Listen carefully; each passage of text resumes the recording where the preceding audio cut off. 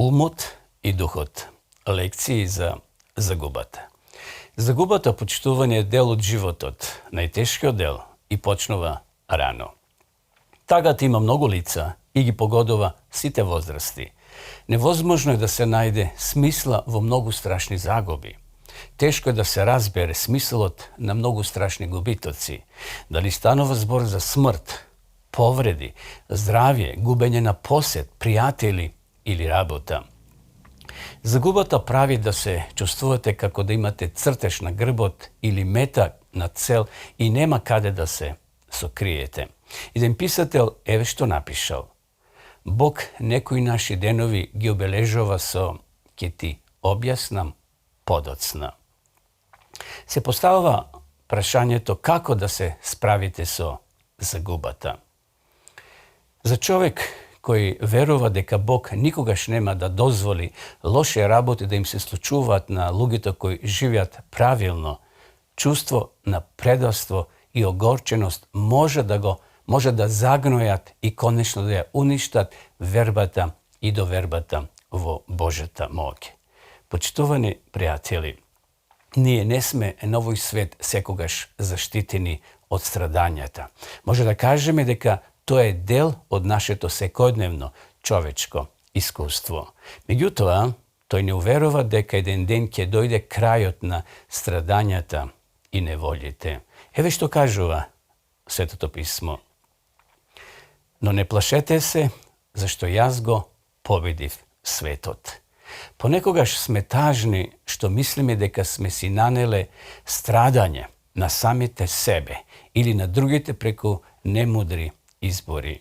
Но Бог ветува простување, кој чисти, утеха на Неговото присуство и непрекината сила и водство.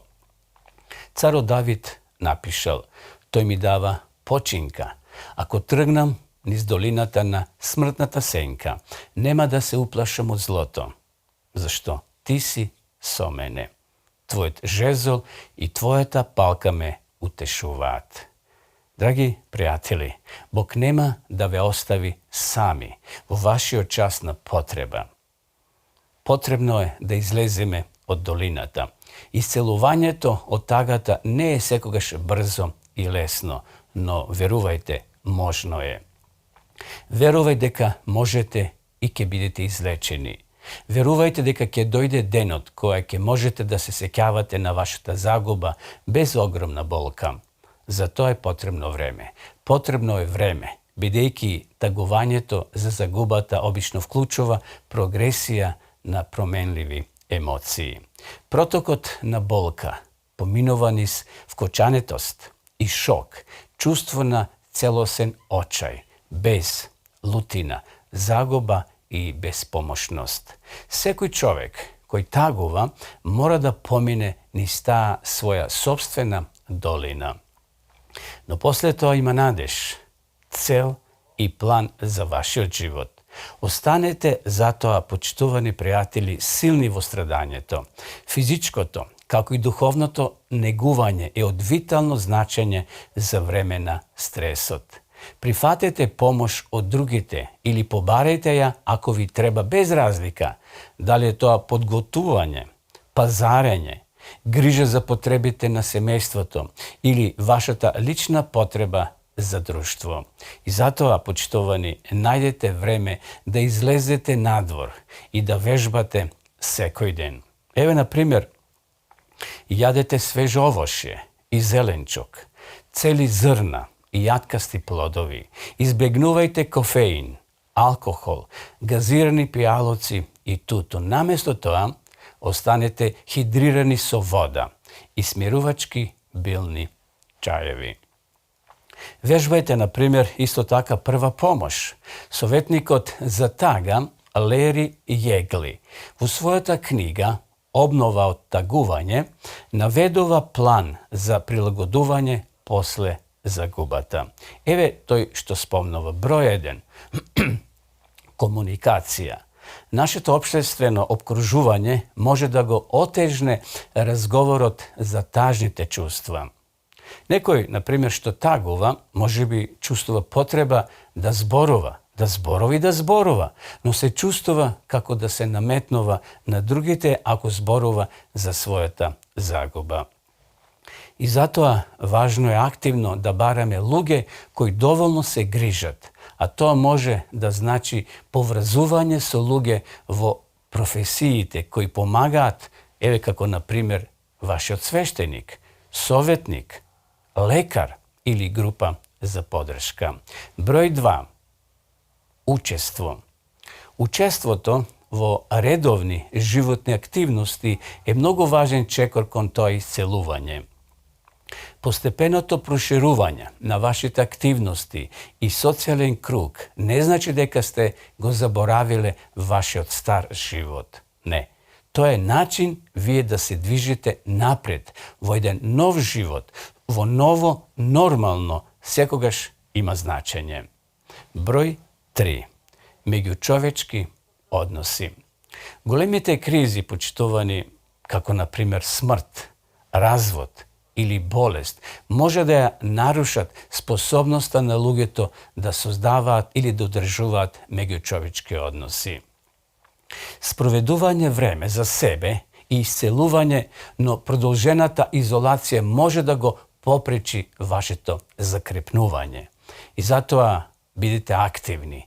Активното посегнување кон другите за давање и обезбедување подршка е многу важен фактор во вашето закрепнување. Тој им помага на оние кои, на пример, тагуваат да воспостават смисла и цел за својот живот во еден нов контекст. И затоа бидете истрени. Џон Клејпул бил млад свештеник, која изгубил својата 10-годишна керка по 2-годишна битка со леукемија. Во ветувањето на Исаја 40 глава, тој пронашол дека неговата сила доаѓа во најнеочекувана форма. Еве што пишува: но оние што се надеваат на Господа ќе добијат нова сила, се креваат на крилја како орли, трчаат и не застануваат, одат и не се заморуваат. Тој го сумирал своето тешко, жално искуство со следниве зборови: ќе се качите на крилја како орли, тука изобилството и слободата. Таквата врста на мок не се надоврзува на долгите ноки на грижа, кога се грижите за болното дете. Понатаму тој продолжува: ќе трчате и нема да застанете.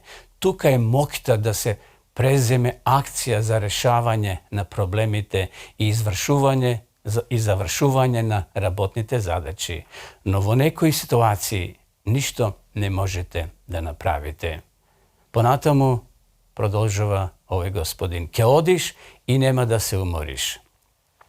Ова може би звучи беззначајно. Кој сака да биде насочен кон одење, да те влечат сантиметар по сантиметар, само да одиш, само да истраеш. Но ова е само, почитувани пријатели, облик на ветување што одговара на ситуацијата. Во темните подрече на вашиот живот, кога не можеш да полеташ, кога немаш место за трчење, Господ ќе ти даде сила, која ви овозможува да одете и да не се умарате.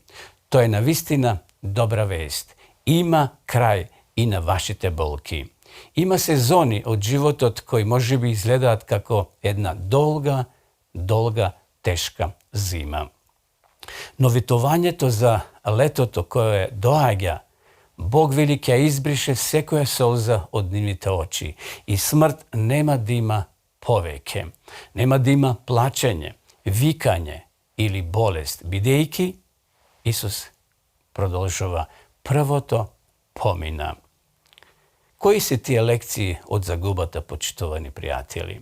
Закревнувањето од загубата не оди брзо, нито е така лесно, но верувајте е можно. Верувај дека можеш да се излечиш и тоа ќе го доживееш во својот живот. Ќе дојде ден кој ќе можете да се сеќавате на вашата загуба без огромна болка. Христос ја платил цената за да може да обезбеди надеж и спасение на сите кои веруваат во Него како свој спасител. Божјата љубов го допира ранетото срце и делува како лек, давајќи исцелување на оние кои го носат товарот на тагата. Почитувани пријатели, оној кој самиот доживел страдање на своја лична кожа, ќе може да ги утеши оние кои страдаат со сочувство. Физичката и духовната грижа се неопходни кога некој поминува низ стресен период. Во таквите тешки моменти прифатите ја помошта од другите и побарајте ја доколку ви е потребна. Немој да се срамете. Поминете време на свеж воздух. Вежбајте и одморете се ментално, физички и духовно. Јадете, ќе повторам, свежо овоше и зеленчук, наместо сладки и кофеин за да ви даде енергија. Ако сте се бореле со тагата, може би сте научиле да живеете помудро преку тоа искуство. Драги гледачи, во овој живот искуството на тагување може да ја само продлабочи нашата способност да учествуваме во животот. Тоа може да ни помогне да станеме луѓе кои се едноставно благодарни за тоа што го имаат доживеано. Тогаш ќе бидеме повеќе сочувствителни. Тие имаат поголема самодоверба кога ќе доживеат такви таги во својот живот. После искуството на шок, тага и гнев поради загубата, ќе дојде момент за надеж, време за помош, смисла и ветување за вечен живот. Често почитувани низ долината на страдањата, во нашето срце се раѓа служба на сочувство кон другите. Самиот Христос е допрен од нашите таги и тој ветил дека ќе не води низ темните долини на животот. Неговата постојана љубов отвара канал кон ранетото срце што станува лек за исцелување на оние кои тагуваат, лек кој тие можат да го споделат со другите кои исто така тагуваат на оваа земја. Еве Исус што кажува. Тој не повикува: дојдете кај мене, сите уморни и оптоварени, и јас ќе ве одморам. Прифати го Исусовиот повик. Поздрав, почитувани, се гледаме во наредната емисија.